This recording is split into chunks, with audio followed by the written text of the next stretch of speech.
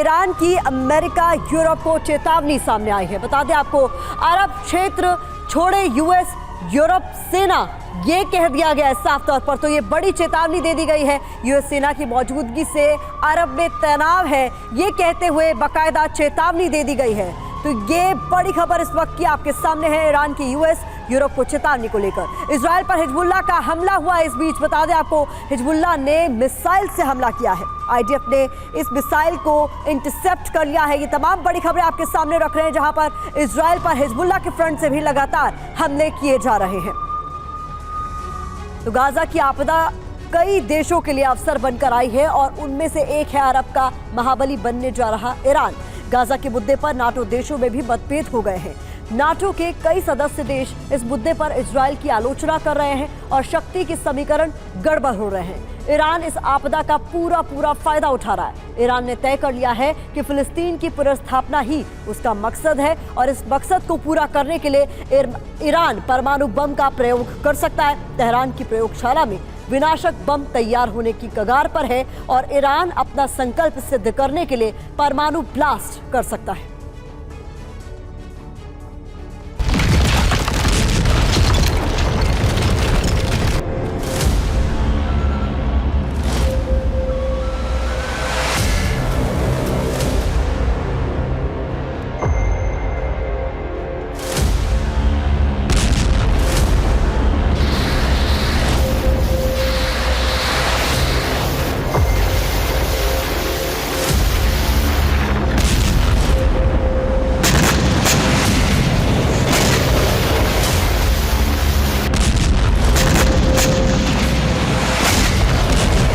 अरब के सबसे पुराने विवादित क्षेत्र की 40 किलोमीटर लंबी पट्टी के अधर में लटके भविष्य ने यह तय कर दिया है कि परमाणु विस्फोट होकर रहेगा।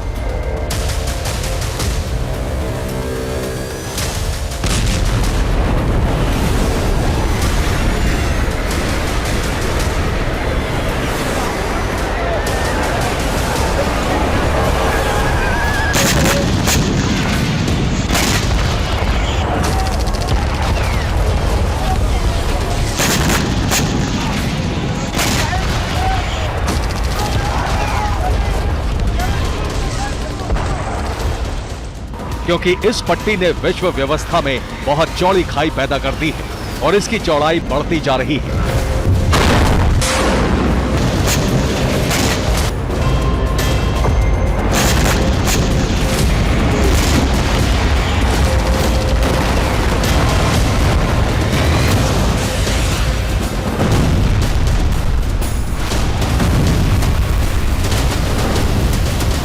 रूस और यूक्रेन के युद्ध में अमेरिकी खेमे के देश अमेरिका के साथ थे, लेकिन अरब में छिड़े इस युद्ध ने अमेरिकी खेमे में खाई पैदा कर दी है और हमास समर्थक ईरान के खेमे से अमेरिकी खेमे के देश भी जुड़ने लगे हैं।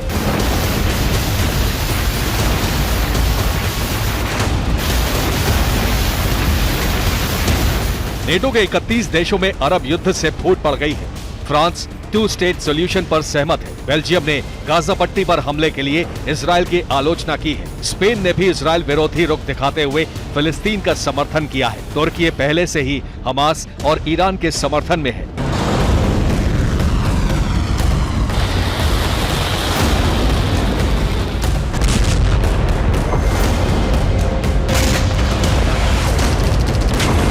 अरब के युद्ध ने विश्व व्यवस्था का संतुलन बिगाड़ कर रख दिया है और इस असंतुलित होती व्यवस्था से ईरान को शक्ति मिल रही है।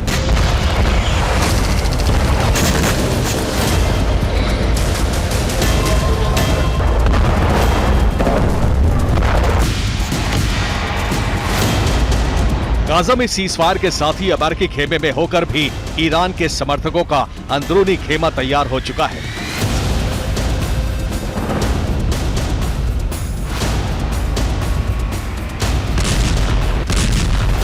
ईरान ने तय कर लिया है कि इजराइल को इस युद्ध में हराने के लिए हर कदम उठाया जाएगा। ईरान ने फिलिस्तीन की स्थापना और इजराइल के खात्मे का संकल्प ले लिया है।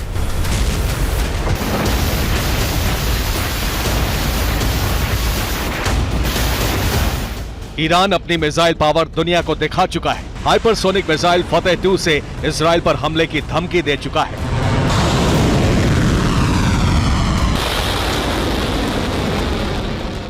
और अब ईरान परमाणु बम बनाने के बहुत करीब है।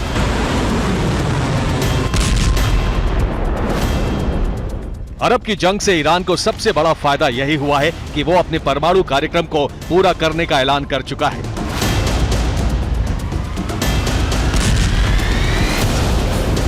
ईरान का परमाणु कार्यक्रम अंतिम चरण में है और वो परमाणु बम बनाने के बहुत नजदीक है।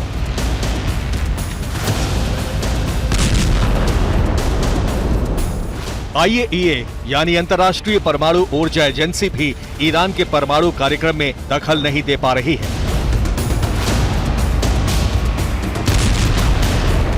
इस हफ्ते वियना में IAEA की बैठक हुई। इस बैठक में E3 ग्रुप यानी फ्रांस, जर्मनी, यूनाइटेड किंगडम भी शामिल हुए। बैठक में मुद्दा उठाया गया कि IAEA गतिविधियों को ईरान परमाणु कार्यक्रम की निगरानी नहीं करने दे रहा है। लेकिन अरब युद्ध के दौरान पश्चिमी देश ईरान पर दबाव नहीं बढ़ाना चाहते। डर है कि दबाव बढ़ाया गया तो ईरान इजराइल पर हमला कर देगा। पश्चिमी देश चाहते हैं कि अरब में परमाणु हथियार न बनाए जाएं, जबकि ईरान कहता है कि इजराइल के पास परमाणु हथियार हैं।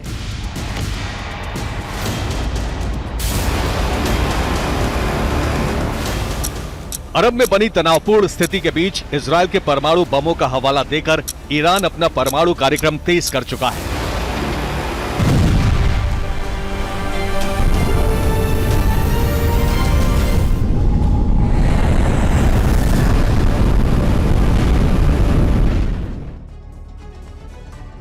साल 2015 में ईरान के साथ अमेरिका की डील हुई।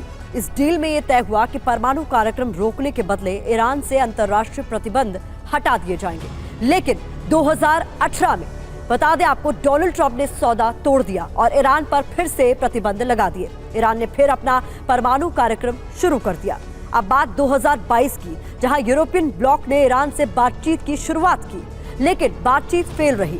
2023 के अंत की रिपोर्ट है कि ईरान ने 66% तक यूरेनियम संवर्धन यानी एनरिचमेंट कर लिया है। इसका मतलब है ईरान परमाणु बम बनाने के बेहद करीब है। परमाणु ऊर्जा प्लांट के लिए 3.5% संवर्धित यूरेनियम की जरूरत होती है, जबकि परमाणु बम बनाने के लिए 90% संवर्धित यूरेनियम चाहिए होता है। ईरान लक्ष्य से सिर्फ 24% दूर है, यानी 24% यूरेनियम संवर्धित करते ही ईरान परमाणु बम का फ्यूल तैयार कर लेगा और यूरेनियम को 24% तक संवर्धित करने में 8 दिन का समय लगता है।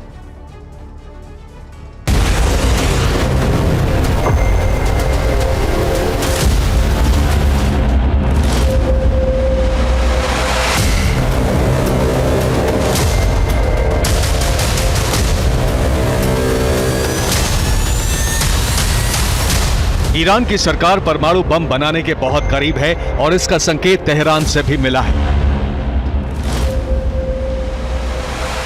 ये है ईरान की सुप्रीम नेशनल सिक्योरिटी काउंसिल के सचिव अल शमखानी।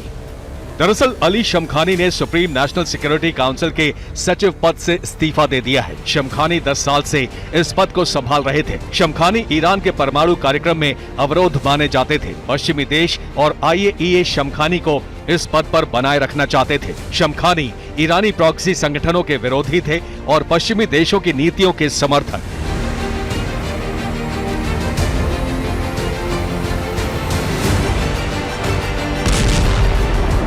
संकेत साफ है कि शमखानी के जाते ही ईरान यूरेनियम तैयार करने की प्रक्रिया तेज कर चुका है और खास बात यह है कि ईरान के पास इस वक्त परमाणु बम बनाने के कई सटीक मौके हैं। पहला ये कि ईरान पर इस वक्त अंतर्राष्ट्रीय दबाव बहुत कम है। दूसरा, रूस ने दावा किया है कि उसके पास सबूत है कि इजराइल के जखीरे में परमाणु बम है। रूस ने कहा है कि उसने तुर्की के कुछ सिग्नल रिकॉर्ड किए हैं जो बताते हैं कि इजराइल के पास परमाणु बम है। इजराइल ईरान के परमाणु कार्यक्रम का विरोधी रहा है और कई बार धमकी दे चुका है कि उसके परमाणु केंद्रों पर बमबारी करके सब तबाह कर देगा। लेकिन अब आसार ऐसे बन रहे हैं कि 8 दिन के भीतर परमाणु बम तैयार करके उसका परीक्षण कर सकता है और इसी से फिलिस्तीन का भविष्य तय होगा।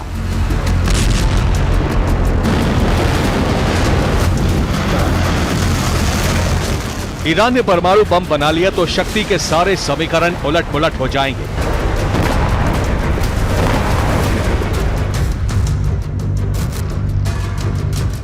अरब में सबसे शक्तिशाली देश बनने के बाद ईरान अपनी शर्तों पर गाजा युद्ध का समाधान कराएगा।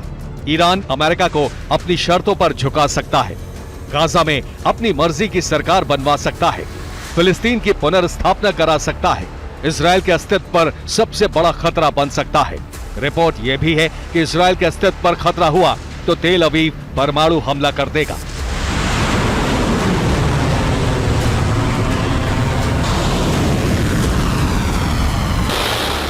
अगर अरब से परमाणु टकराव शुरू हुआ तो महाविनाश का चक्र शुरू हो जाएगा। Bureau report, TV9 Bharatvarsh.